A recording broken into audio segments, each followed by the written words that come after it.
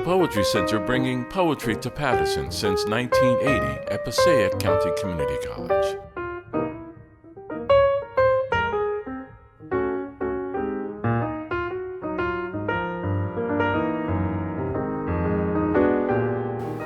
Anyway, I'm very pleased to welcome you here today in person.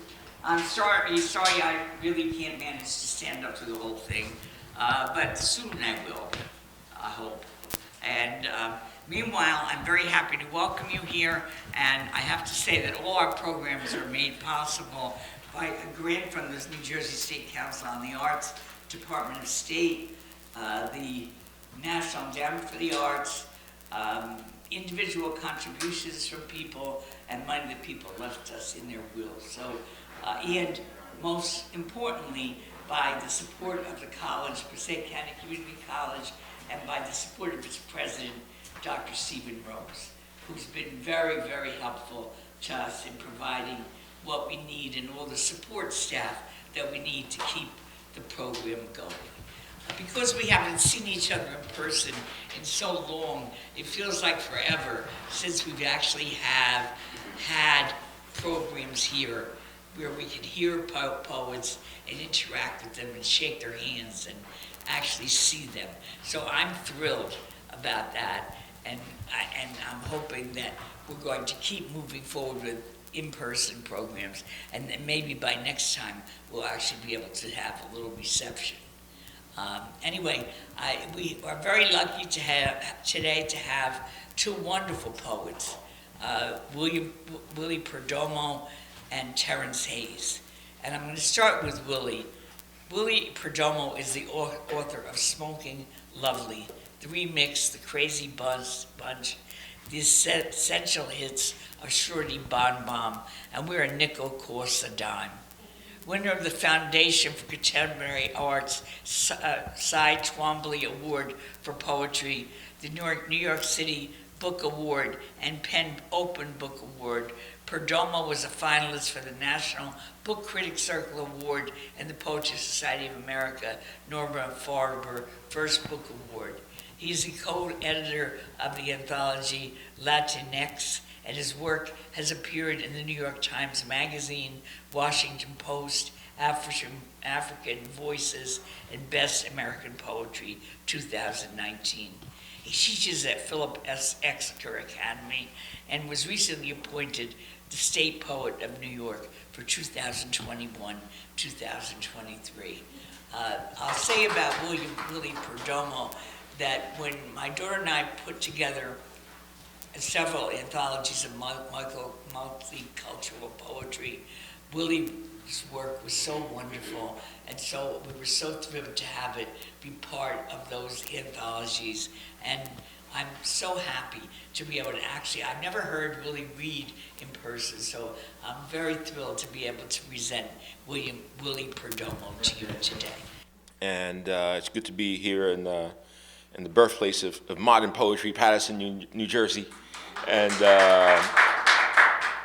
definitely good to be reading with Terence. I think this is the second time I'm seeing Terence in about almost as many weeks. He was up at Exeter as a Lamont poet, and I had the honor to introduce him. So now I get to listen to him again and read with him. So that's a pleasure. So I'm gonna start with a couple of new pieces that I've been working on, and then go right into a selection from the essential hits of Shorty Bong Bong, and then finish off with The Crazy Bunch. This piece I'll start off with is called Coffee with Legs, a Dream. A phone call rings from the lobby. Roberto says he has an amulet for me and invites me to go have coffee with legs. The night before, a group of writers from Santiago tried to set Hotel Neruda on fire. One of the poets in the symposium, Gabriela, says, "Tú eres fuego." She ran her index finger across my cheek to make sure. Burning had enough of me, I said. The night before, I told Roberto that street corners are good workshops. One good prompt and you die. Death, says Roberto before he hangs up, I'm almost there. We hop on the bus for free. We get off the bus for free. The businessmen like to have their 2 sugars here, he says. The curtains look like mammoth shopping bags. The whole joint is lit in black light. My business used to be hanging out and minding my business. That's what I tell Roberto as a way of telling him that I'm always down for a cafecito. Double espresso. Gracias. Have you ever seen a path that was made by lava after a volcano erupts?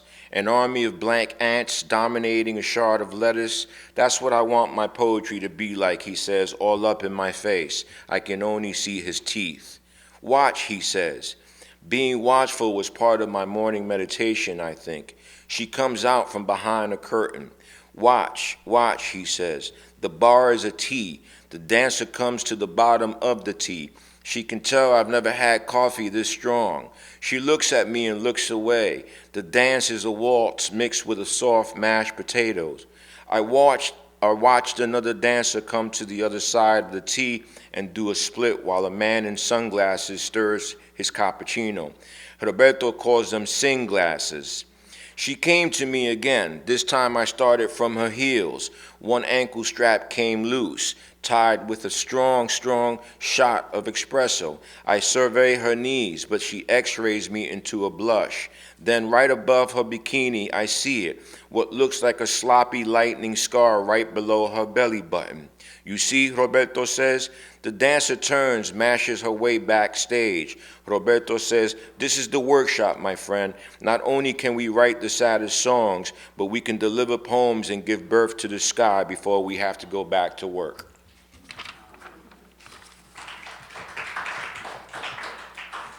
Spring with hawk feather. The first yawn of morning has its own grammar. Not knowing goose from eagle, oak from maple, blame my city-fied eyes. I swore I heard a red-tailed screech soar above a rooftop like an accomplice to an unknown god preying on what might be called a secret. As if a word was scratched out of my day, what meaning I tried to find was already falling from the branches. Not a sense of petal or leaf, but the air between a question. These days, faithful to my dream-keeping habits, I seek refuge in realms often romanced as forever. And on most nights, you can find me praying for something to believe in with both hands. Now, it's true, the magnolias were whispering, yes, you must believe. The coup of it all is that before the hawk appeared, it was gone. No note, no glass of water, just sunlight left to chill on the edge of a windowsill. There are rules to this being reborn once a year, you know. This is how we start spring, packing our wool socks in winter bins, knowing love is like rocks to a feather. I once saw a man cut paper with his fist. This, I think, is the season for such miracles.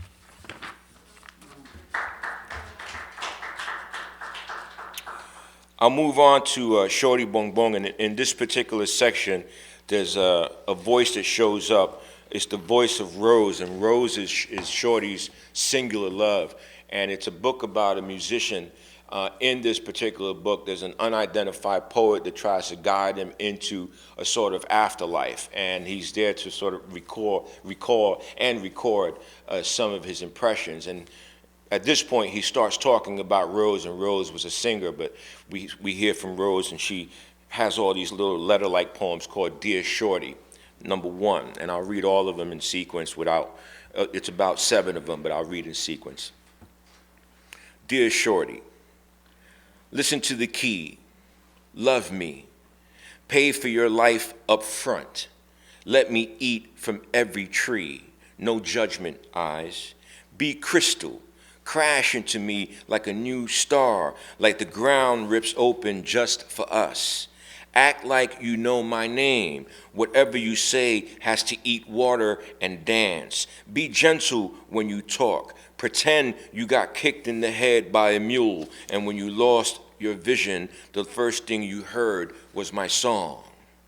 Tell me how we used to finish B-sides in the shower, how your tongue was too tight for the truth. Don't forget, I held your face like it was dust. Your eyes had nothing to claim. It had to be the floor stomped, wrapped around my ear, meeting an affair for. Tonight, a share of stain is afraid to touch the songs we flung off bridges. If only you could split a river the way horizon open sky, as if to dive in and stretch. Yes, my love, I know for sure what's buried in my dirt. The rain kisses our last photo, and the way you walk past, like before you could mess with me, you had to deal with your muertos. What I believe myself to be is never understood.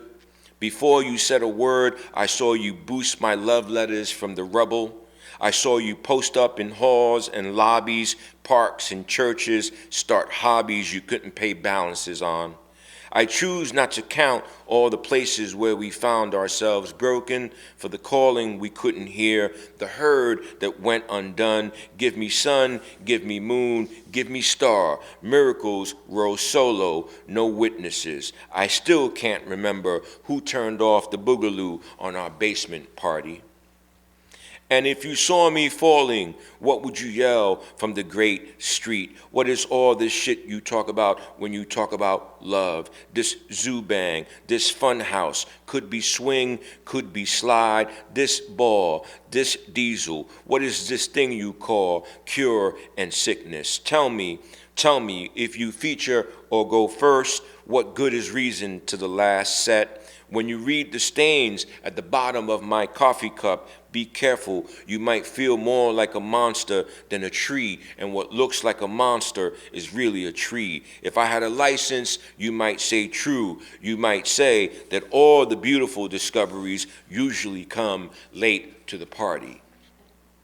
Mess with me and I will give you passage on layaway. I will make you drop to your knees in after-party silence until your dreams are overcrowded. I will be the mosquito in your eye at last glance, make you scream in your sleep until the lyrics on my lips turn to ice, until your last whereabouts are so unknown that each fig will be put to rest and your heart can't find a corner to stand on.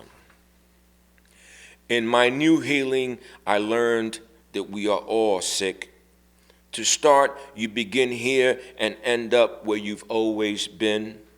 The dream cries stay in the background, the crashing sound of best against you. What cleaner stage to be invisible, to be chosen?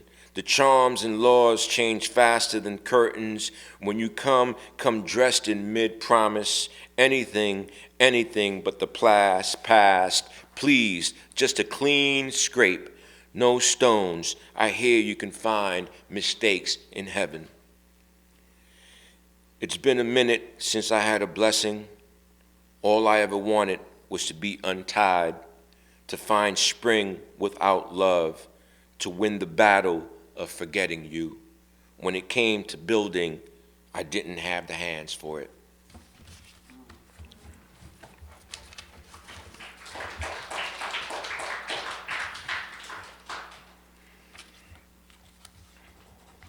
I'll move on to the Crazy Bunch, and the Crazy Bunch is a chronicle in the weekend of 5 young black and Puerto Rican men, respectively, in the 90s, right at the height of the hip-hop era. And they encounter several tragedies, so it's almost a coming-of-age story. It's really, there's a narrative arc to it, so it's hard to read out poems out of the sequence, but I'll read a few before Terrence comes and comes to the mic. This is called Head Crack, Head Crack.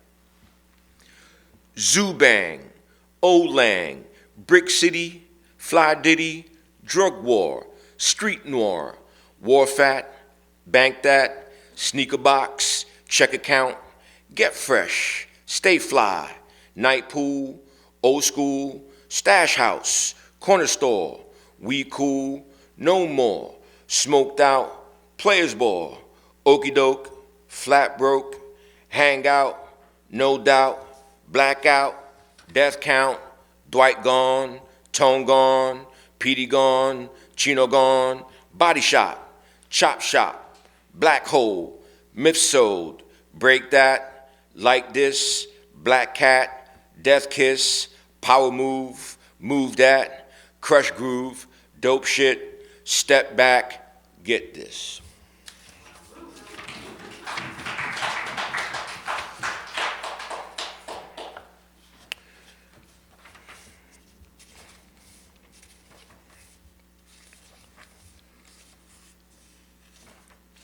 At this point in the book, they go to a Sweet 16 in the Bronx for a girl named Josephine.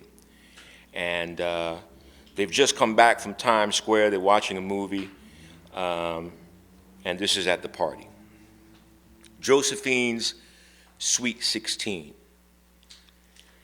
By the time we got to Josephine's Sweet 16, there were cheese doodle fingers everywhere.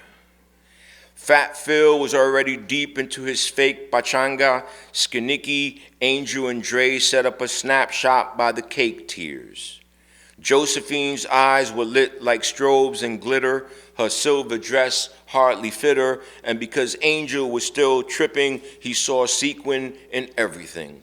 Quinine in the ice cream, a fork and spoon standoff. He even saw his fate in a rack of plastic champagne glasses, bubbles big as balloons released into the sky all at once. Come on, bro, you can't mess with a man who's wearing a tuxedo, he said. Cubes of cheddar and guayaba sat like Zen masters under spheres of Ritz crackers. Josephine's brother kept adjusting his top hat because he had to give away his sister. Told us to stay by the round table just in case she tried to roll out and get reborn all of a sudden. Josephine graced her gold-plated throne. Her reinvention was imminent. Put on your cake face, Angel said. What we thought we heard Skinnicky say was, if Sekhmet created the desert with a breath, then Shorty Bong Bong split the Atlantic to death. Party over here, party over there, and this right you get to take with you. The grown-ups spent most of their free time in the bathroom, and whenever the DJ played a Gran Combo, we all sighed and dipped to the staircase to make out, roll up, or add up. Little Joe, Josephine's uncle, tried to call us out on our stagnancy. Non-disciplined knuckleheads, he'd say, and as a way of offering evidence, he'd point to Fat Phil, and there was Fat Phil crashing into the VIP table, almost made Josephine's abuelita spill her rum until abuelita threw him a life-saving turn and spun Fat Phil back into his sea. There's that moment right when the flashbulb flashed on Josephine's smile, where your sense of lottery and random tries to reason with you, and yet there's just enough chance to survive more than one fresh hell and emerge without taking shorts.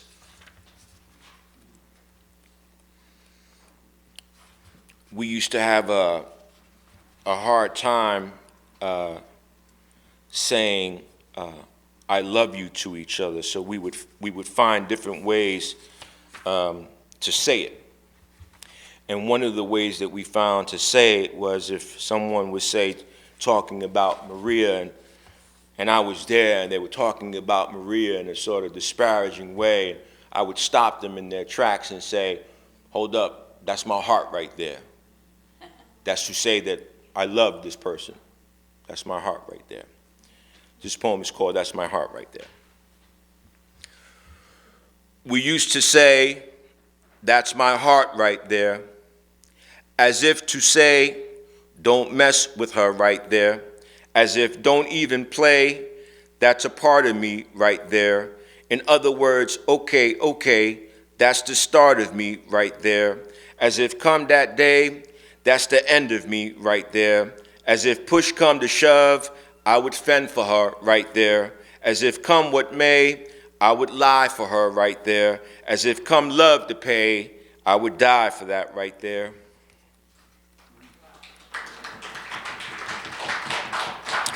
All right, I'll read two more, and this is called You Lose Something Every Day, 57. You lose something every day, And of course, you know, you hear these names coming up. You hear the name Dre, and this is one of the brothers who lost their life on that weekend. And this whole section is about him, but I'll just read one poem from the section. You lose something every day. It was Dre who once said, you lose something every day. Your mind on the way to the store, the floor on the way to your mind on your way to the clinic on the way to just one more, the mad in the way of your kind, the lyrics to your favorite song, the cure on the way to the camp, the finish on your way to the line, your nickel in the way of a dime, the short to your favorite long, the loss on the way to the fine, the skin that was yours to bear, the crown that was yours to wear, the floor you were forced to clean, the game that was yours to fare, the face you were pushed to mean. It was Dre who once said, you lose something every day.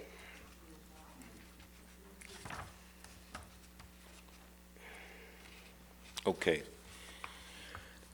At one point, this is toward the end of the book, and they decide when you break night, you stay up all night and you see the sunrise, and they go and pick each other up, and they decide to go for a swim in a public pool, but the pool is closed, so they have to jump over a gate, essentially sneak into the pool, and it's early in the morning. Breaking night, and this is the last poem. Thank you again for having me.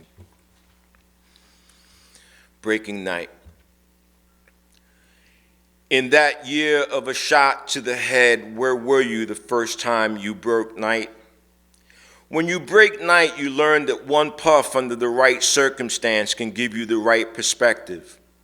You learn to pick up stories that fall and slip on the right side of knowing. What is it? A blizzard? That was a summer riff, should you be confronted with the choice of fight or fun. The call from the rooftop used to be boom, bellow, boom, and the sky would go back to its specific blue places. The block wakes to sun and skeleton. You could talk to God for free. Waterbread swan dived off groggy trucks, and your soul begged for the breakfast special. Bodega gates slammed open like start guns, and that's when you tried to predict the future. A formal wind is all we needed to keep cool. On that Sunday sunrise, we laughed because we saw the light for the first time, the light that breaks bread, and the light the dead sing when it's time for that last surge. The rock doves atop the light post cuckooed our direction home, always north, always uptown. There we were, still wearing our hallway hickeys, and someone had to pay for the Buddha tie, the brown suede ballies, and the party socks. Fuck all those bubblegum chewing, the person who ain't political mornings. It was time to swim. One by one, we picked each other up until there was enough crew to stock a lineup. Foils and forks, napkins and wipes, gizzards and tripe, the concept of an extended noon and learning how to feed someone with a long spoon. In the madrugada, we found a big beat, a homeostatic way of hanging out, spin styles and salvation. Word to my mother became our true signature. The math was easy that morning.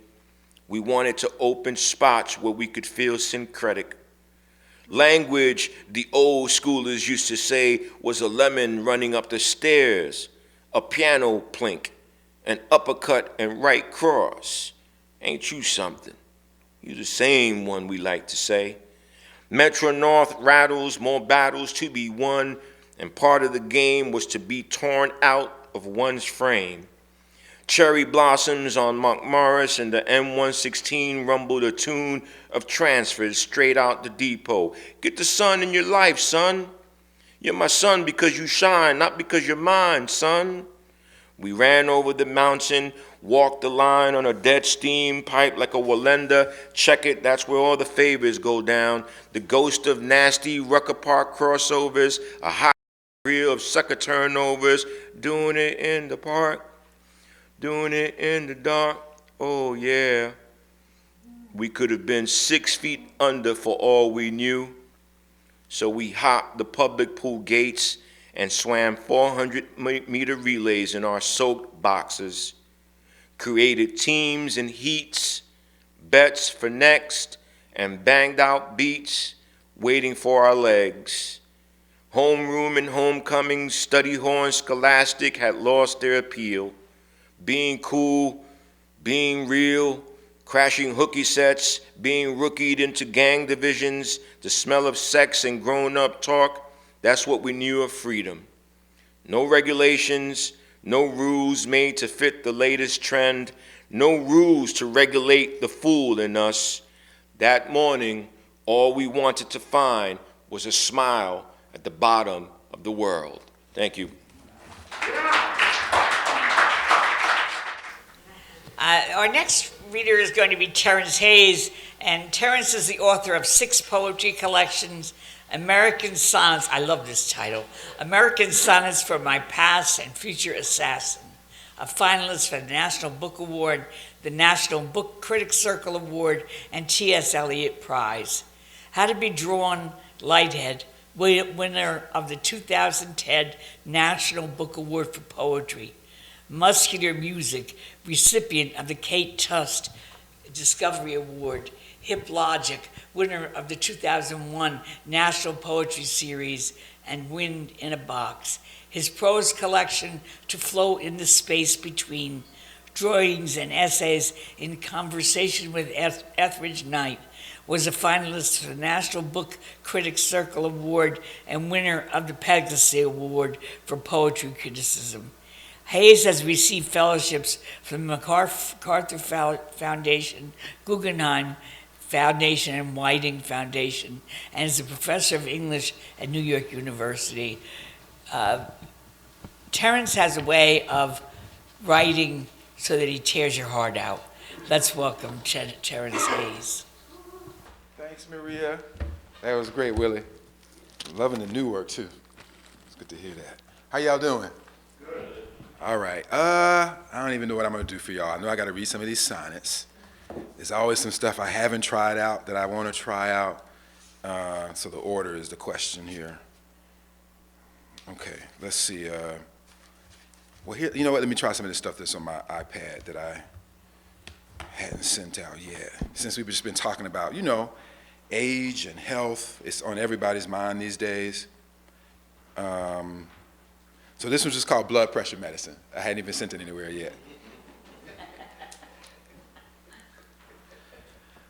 Those instances I stayed with my lone grandmother, moving backwards in the early morning, and that terminal quiet between hearing her close the door of the bathroom and open the bathroom mirror. My whole childhood feels like autumn, when the multiple browns of earth climb into leaves, multiple points of view, multiple labors to conjure an imperfect painting of the living business, the lifeboat, the breath machine in a rib cage, the brain language, the systems of currency, the blood current, the electricity, the spine of the upright, downtrodden, holy, unholy rattle of wiring. I recall the morning song of her pills in a bottle, now that my song is in the pills at the bottle at hand. I wrote a bunch of these sonnets, and then I just kept going. So what I'll do is just read a few from the book and a few of these ones that aren't in the book, and then a couple of other things that aren't sonnets, and then we'll be done. So this is the one that's on the back of the book, which is kind of the definition of what I'm doing in the form. And, you know, they all have the same title.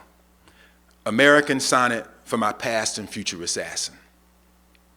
I lock you in an American sonnet that is part prison, part panic closet, a little room in a house set aflame. I lock you in a form that is part music box, part meat grinder to separate the song of the bird from the bone. I lock your persona in a dream-inducing sleeper hold while your better selves watch from the bleachers. I make you both Jim and Crow here. As the Crow, you undergo a beautiful catharsis trapped one night in the shadows of the gym. As the gym, the feel of crow shit dropping to your floors is not unlike the stars falling from the pep rally posters on your walls. I make you a box of darkness with a bird in its heart, voltas of acoustics, instinct, and metaphor. It is not enough to love you. It is not enough to want you destroyed. American sonnet for my past and future assassin. I'm not sure how to hold my face when I dance, in an expression of determination or euphoria. And how should I look at my partner, in her eyes or at her body? Should I mirror the rhythm of her hips or should I take the lead? I hear Jimi Hendrix was also unsure in dance despite being beautiful and especially attuned. Most black people know this about him. He understood the rhythm of a Delta farmer on guitar in a juke joint circa 1933, as well as the rhythm of your standard bohemian on guitar in a New York apartment amid daydreams of jumping through windows, ballads of footwork, monk orchestras, miles with strings, whatever. I'm just saying I don't know how to hold myself when I dance. Do you? I'm just going to peel through them and then get to this new stuff. American sonnet for my past and future assassin. Probably ghosts are allergic to us. Our uproarious breathing and ruckus, our eruptions, our disregard for dust. Small worlds unwhirled in the corners of our homes after death.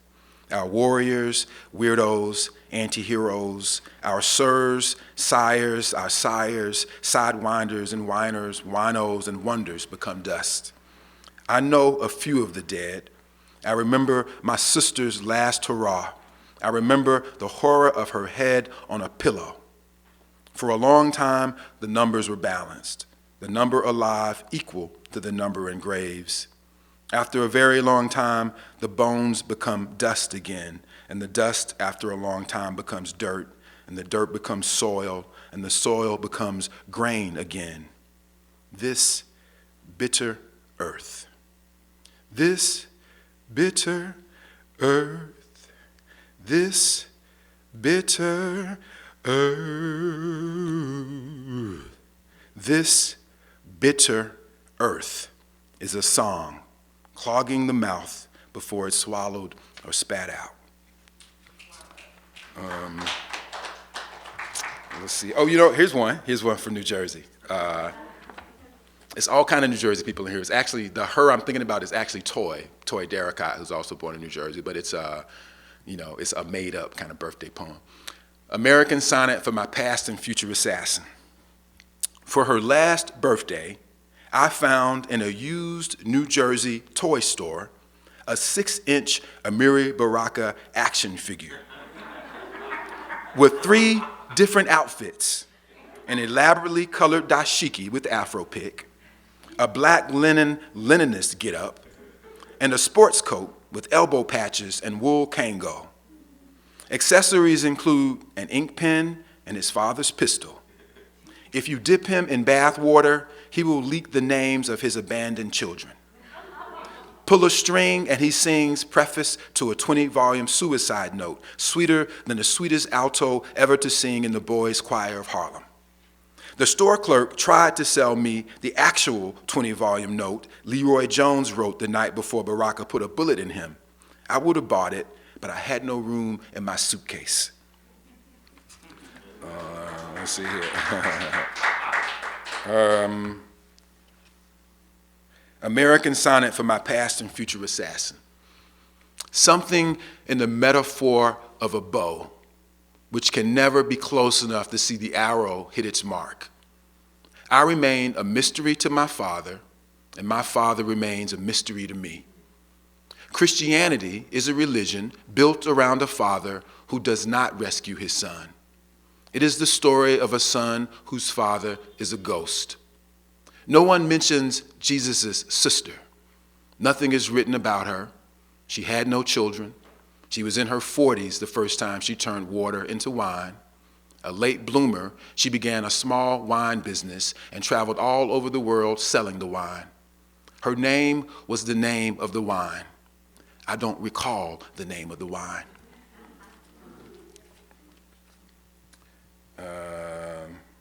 Let's see here, a few more from the book.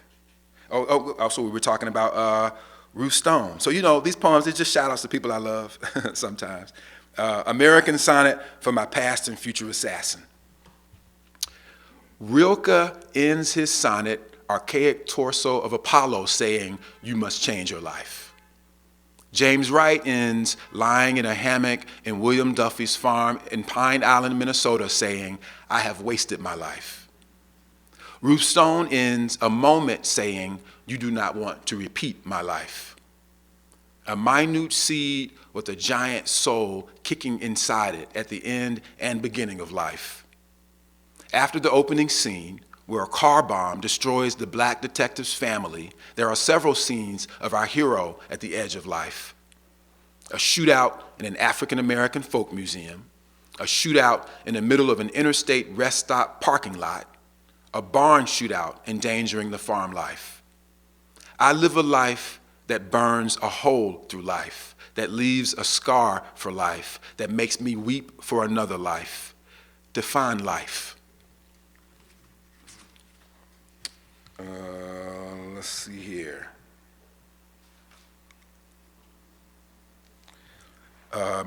Somebody had an image this morning in the workshop about the two halves of the face. Tamara, I think, had that. American Sonnet for My Past and Future Assassin. Sometimes the father sees, almost looking at the son, how handsome he'd be if he, Sometimes the father almost sees, looking at the son, how handsome he'd be if half of his own face was made of the woman he loved. He almost sees in his boy's face an openness like a wound before it scars, who he was long before his name was lost, the trail to his future on earth long before he arrived, to be dead and alive at the same time. A son finds his father handsome because the son can almost see how he might become superb as the scar above a wound, and because the son can see who he was long before he had a name, the trace of his future on earth long before he arrived. And how about this is the last one I'll do from the book, and then we can try some other stuff. And this too is like a kind of a definition of what I think of as a kind of American sonnet. American Sonnet for My Past and Future Assassin. The song must be cultural, confessional, clear but not obvious. It must be full of compassion and crows bowing in a vulture's shadow.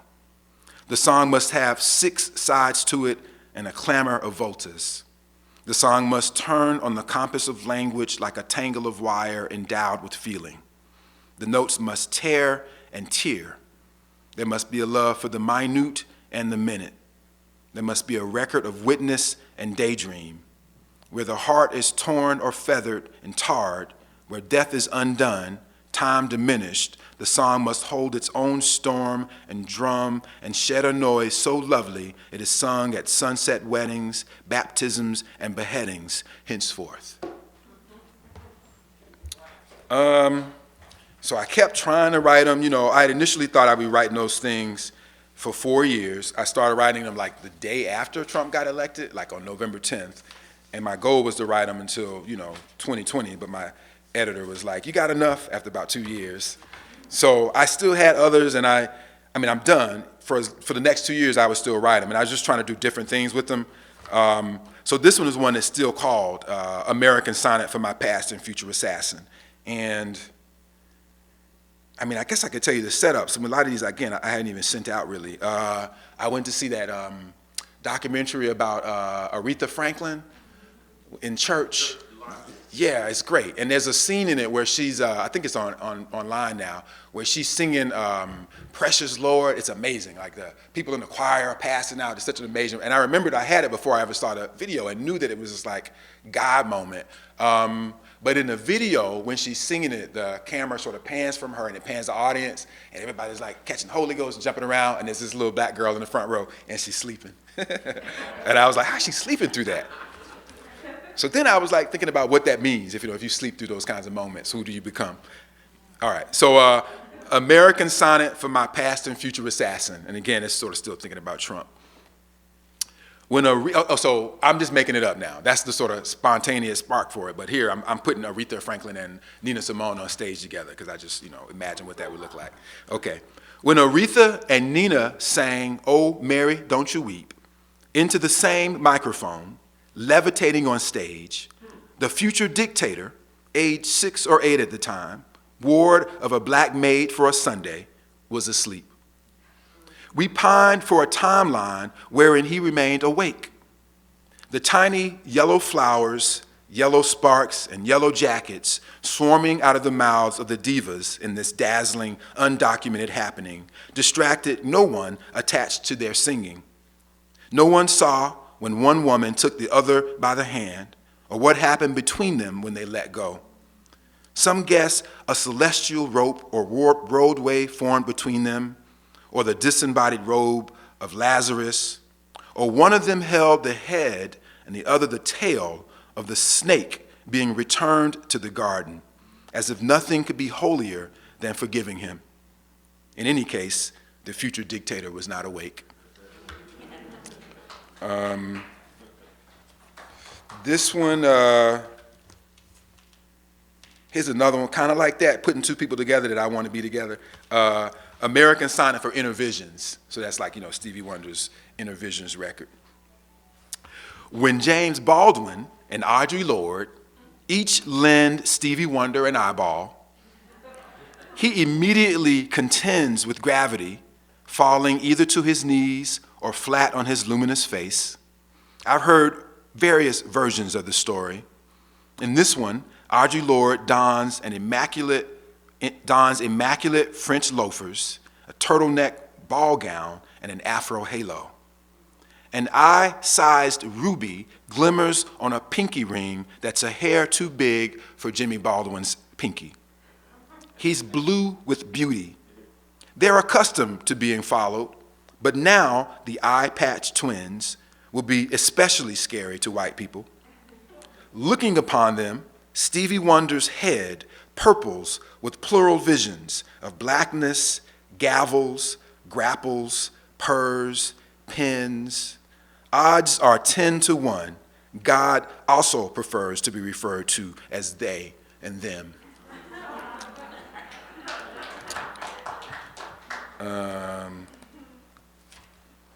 American Sonnet for my grandfather's love child.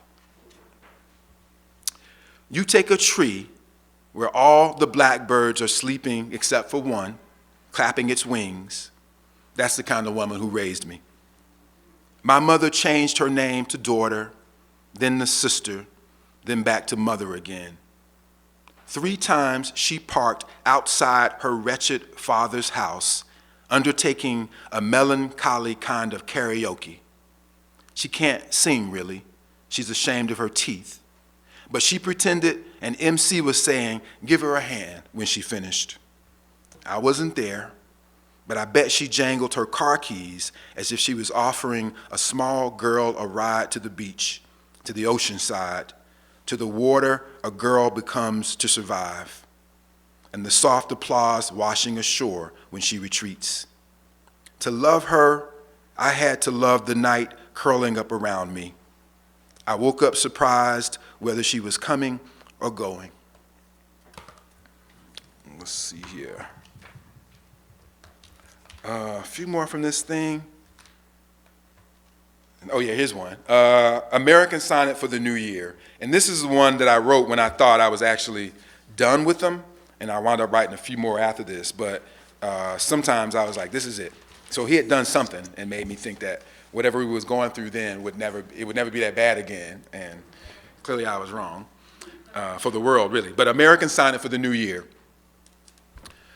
Things got terribly ugly incredibly quickly. Things got ugly embarrassingly quickly, actually. Things got ugly unbelievably quickly, honestly.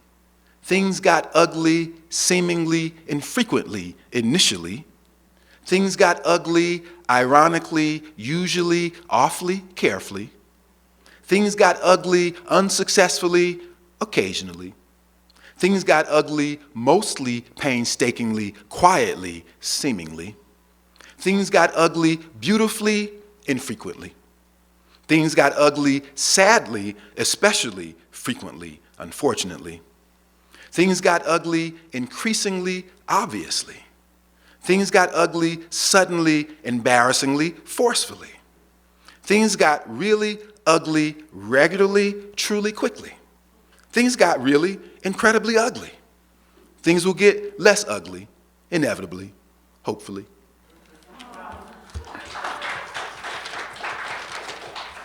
All right, so let's try a few things and then we'll be done. What else do I have here that I thought I should try out? Here's, it's just called George Floyd, this one's called.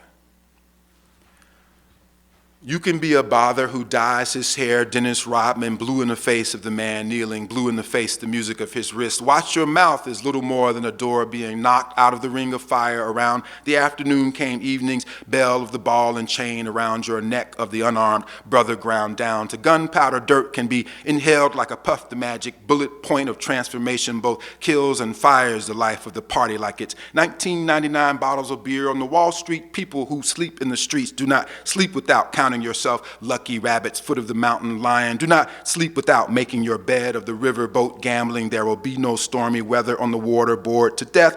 Any means of killing time is on your side of the bed of the truck, transporting Emmett till the break of day, Emmett till the river runs dry your face, the music of the spheres, Emmett till the end of time.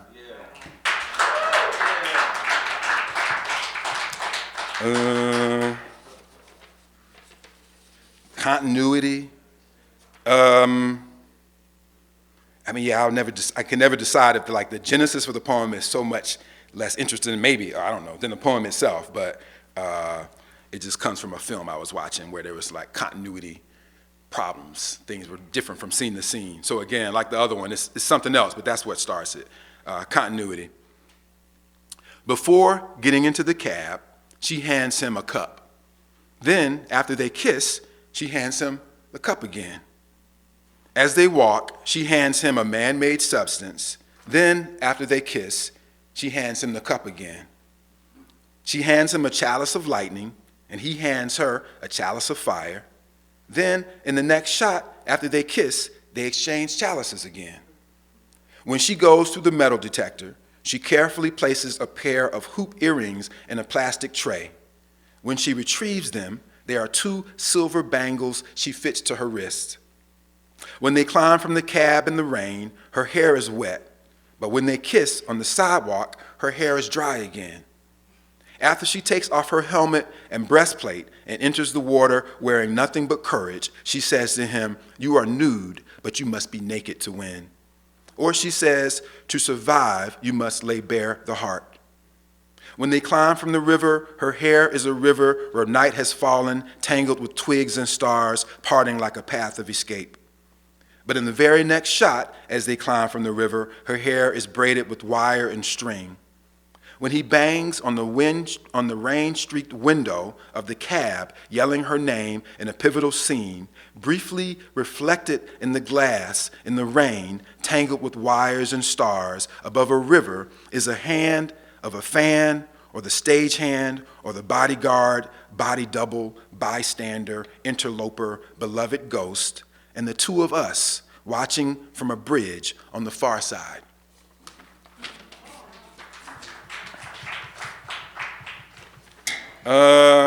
Couple more here. Ars Poetica with Bacon. I was talking about the poet Bridget Begin Kelly in class, and sometimes I'm just trying to really channel her energy, and I think of this poem as one of those kinds of poems, like a big kind of narrative, weird poem. Ars Poetica with Bacon. Fortunately, the family, anxious about its diminishing food supply, encountered a small, possibly hostile pig on the way. The daughter happened upon it first, pushing its scuffed snout against something hidden at the base of a thorn bush, a blood-covered egg maybe, or a small rubber ball, exactly like the sort that snapped from the paddle my mother used to beat me with when I let her down.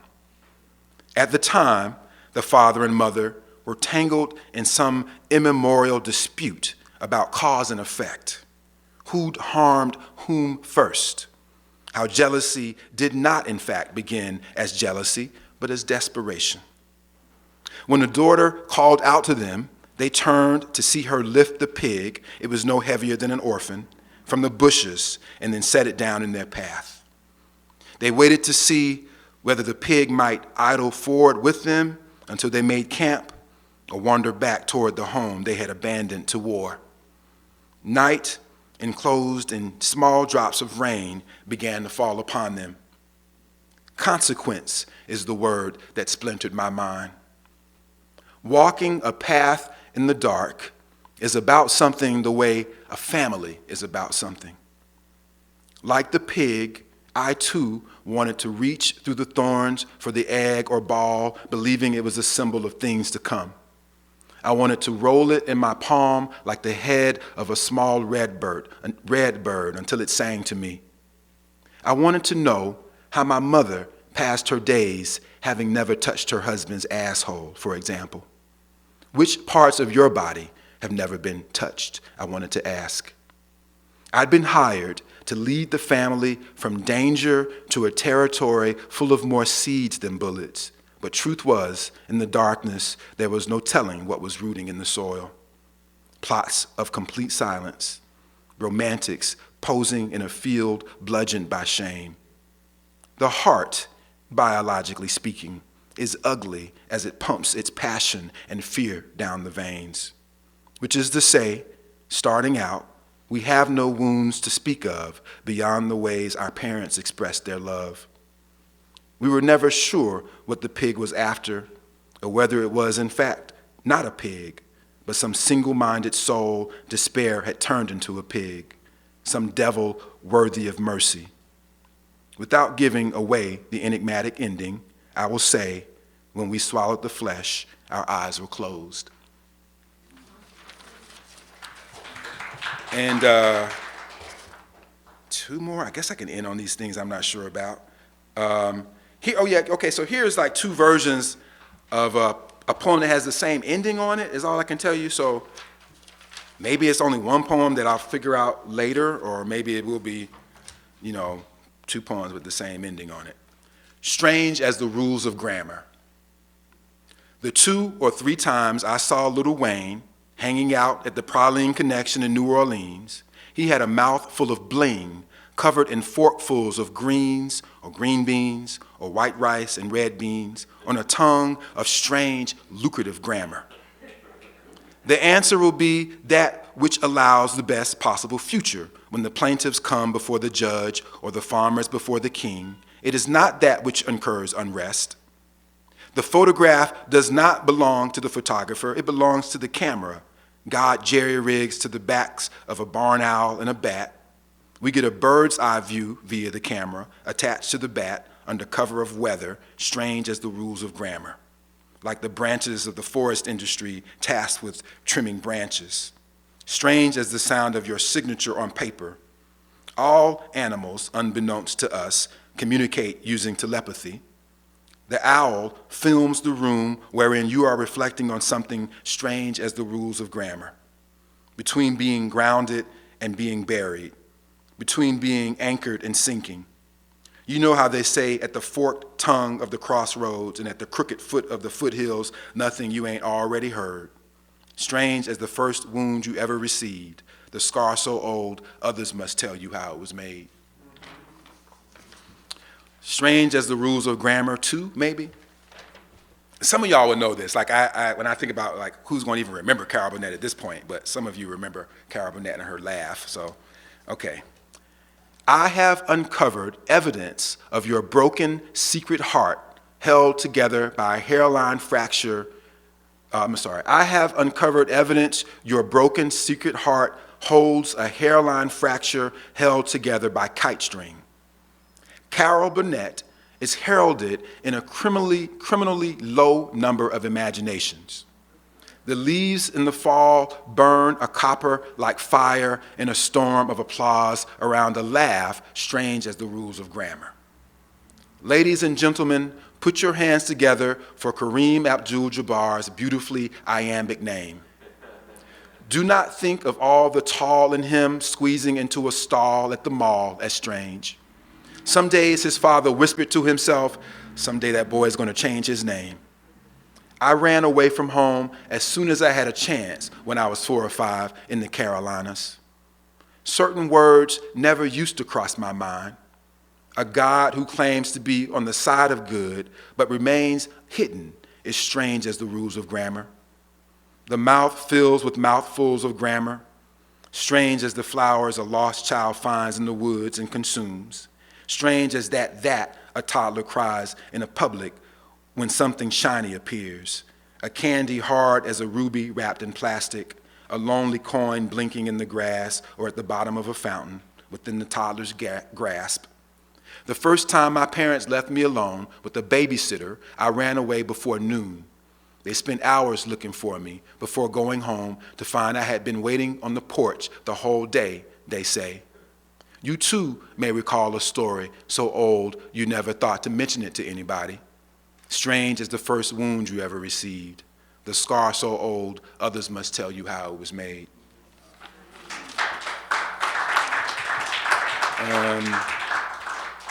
And then finally, this is just a poem called Folkestone. It just winds up being the last poem, so we're going to end right here. Folkestone.